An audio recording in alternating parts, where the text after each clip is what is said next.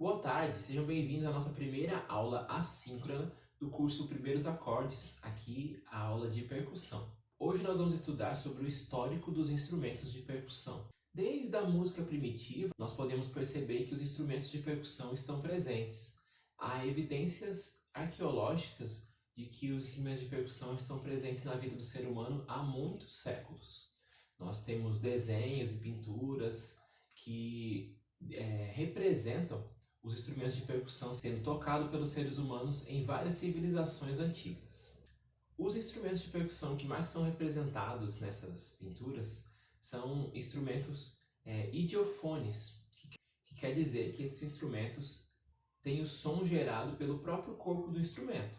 É como um prato de bateria, que a gente toca e o próprio prato ele gera o som e reverbera o som e faz o som acontecer. Diferente de um tambor a gente vai tocar na pele do instrumento e o instrumento ele tem uma caixa acústica, né? Ele tem todo o corpo que vai reverberar esse som. Então, essa é outra classificação de instrumentos. Os instrumentos que aparecem mais nesse período antigo são os idiofones, como o prato que eu citei. E esses instrumentos, nessa época, são divididos em 4 categorias. Os clappers, os shakers, os scrappers e os stampers. Esses nomes são derivados da língua inglesa e significam que esses instrumentos são... Os shakers são os instrumentos que são chacoalhados, né? Como um chocalho, um ganzá. Os stampers são instrumentos que são raspados. Você raspa o corpo do instrumento para produzir o som, como o reco-reco. Os clappers são instrumentos que nós chocamos um contra o outro, né? Como se estivéssemos batendo palmas, assim como as clavas. E os stampers, eles são tubos que são percutidos, né? Hoje em dia nós temos até em lojas de música esses tubos sonoros que são vendidos, mas na época eram pedaços ocos de madeira e outros materiais que quando percutidos reverberavam um som.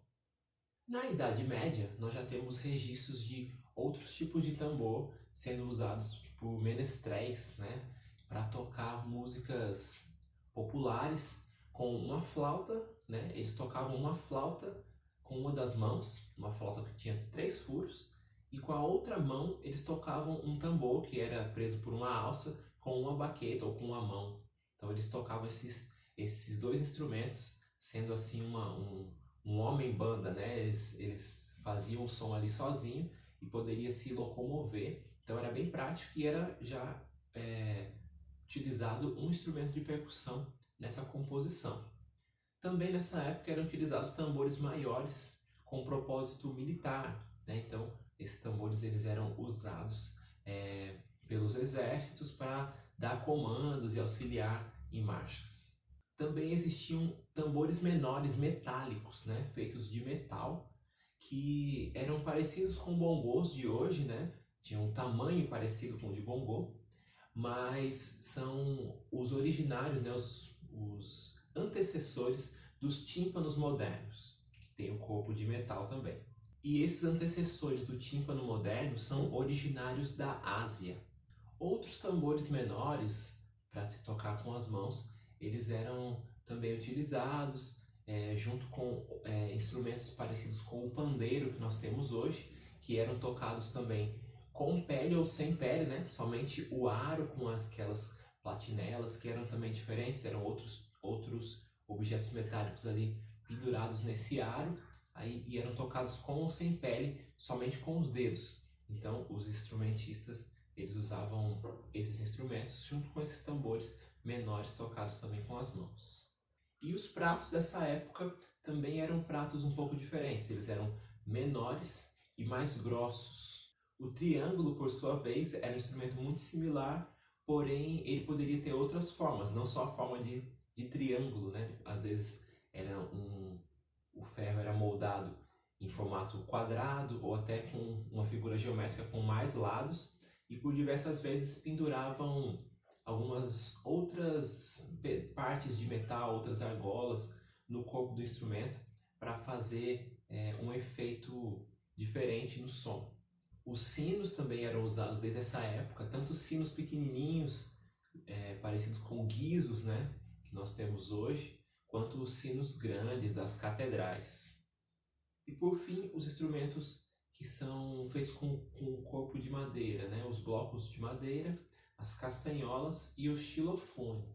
Nós falamos também dos tambores, né, alguns eram feitos com corpo de madeira, mas esses aqui são os idiofones, né, com corpo de madeira, onde a gente toca realmente na madeira do instrumento.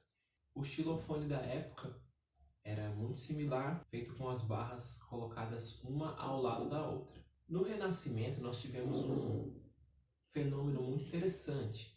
Foi a época onde começaram a existir as associações de instrumentistas. E na Alemanha ficou muito famosa, foi muito representativa, a Associação Imperial de Trompetistas e Timpanistas. Na época era muito comum os trompetes e tímpanos tocarem partes muito similares nas músicas e por isso eles compartilhavam essa associação.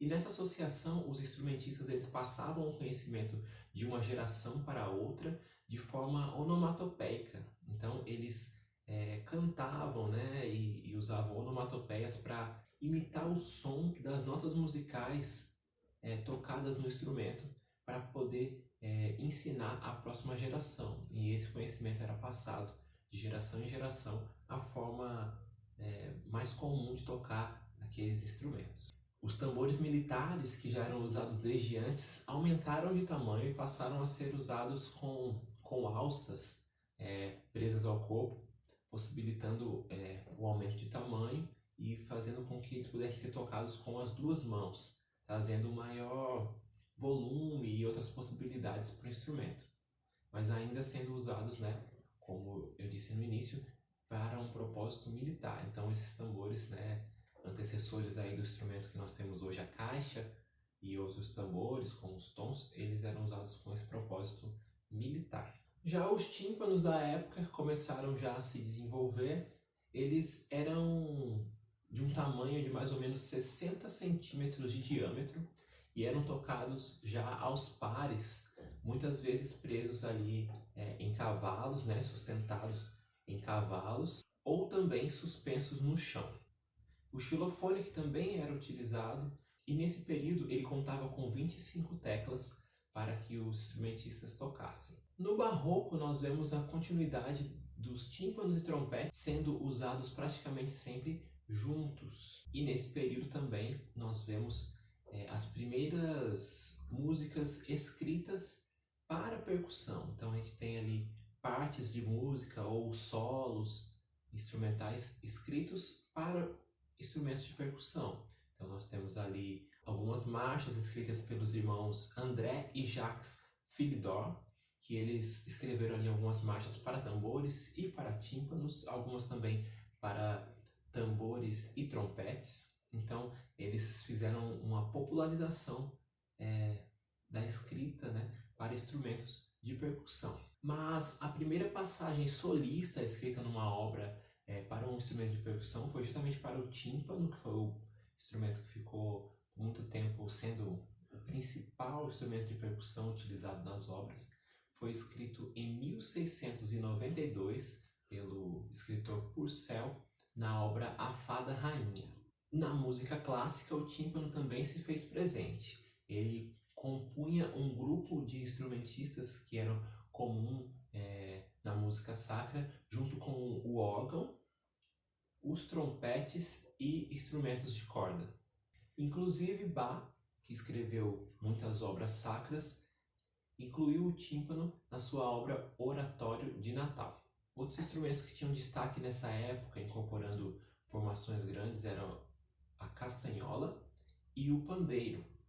O pandeiro era diferente, né, do que nós conhecemos hoje, mais similar ao pandeiro sinfônico, mas todos vêm dessa mesma família dos pandeiros. E muitos instrumentos que nós conhecemos hoje como característicos de orquestras, eles são derivados da percussão turca. E foi nesse momento também da história que eles adentraram aos gostos, né, da música que a gente conhece hoje como música erudita ou música clássica. Esses instrumentos são os pratos, o bombo e o triângulo. No período clássico, nós já temos uma padronização mais da formação da orquestra e um aumento na variação de dinâmica das músicas e também um aumento da evolução tecnológica dos instrumentos, o que possibilitou uma utilização maior dos instrumentos de percussão e fomentou também isso para que os instrumentos de percussão fossem mais utilizados nas obras musicais. O instrumento tantã, muito conhecido também como gongo, foi utilizado a primeira vez nessa época. Foi incorporado à orquestra na Marcha Fúnebre do compositor Gossec em 1791 e ficou muito popular durante a época da Revolução Francesa. Já o glockenspiel, instrumento parecido com o xilofone, só que com as teclas de metal, encontrou o seu momento de protagonismo na ópera A Flauta Mágica de Mozart. No período romântico, a qualidade da construção dos instrumentos evoluiu muito. Com as revoluções da indústria, nós tivemos uma rápida evolução dos instrumentos de sopro e também dos instrumentos de percussão.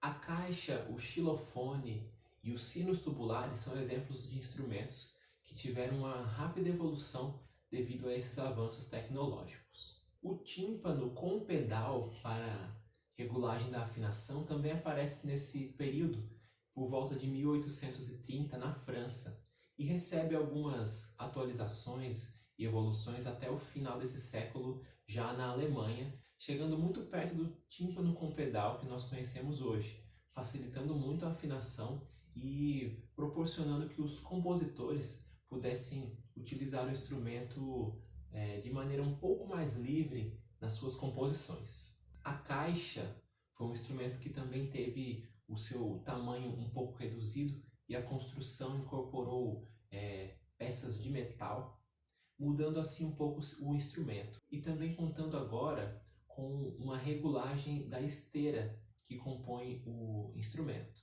Tendo esse instrumento novo, o compositor Rossini escreveu duas aberturas que fizeram com que esse instrumento teve destaque e até hoje são muito importantes para a literatura do instrumento. São elas as aberturas La Gazza Ladra e Wilhelm Tell. Entre os compositores alemães, Wagner foi o que mais fez uso dos instrumentos de percussão, tendo colocado até mesmo 2 percussionistas para tocarem 2 pares de tímpano distintos na mesma música.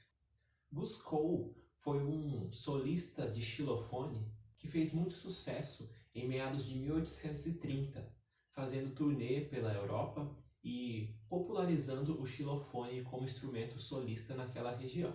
Atualmente, nós vemos que os instrumentos de percussão são utilizados pelos compositores com muito entusiasmo para trazer timbres diferentes e outras nuances musicais importantes que não são conseguidas com outros instrumentos. Nós temos também os instrumentos de percussão presentes em quase todos os gêneros musicais, estando ali somando e agregando valor a todas essas músicas que são feitas. E além disso, os instrumentos de percussão também ocupam lugar como solista em muitos ambientes, formando-se também grupos somente com instrumentos de percussão presentes em diversas universidades e outras instituições pelo mundo.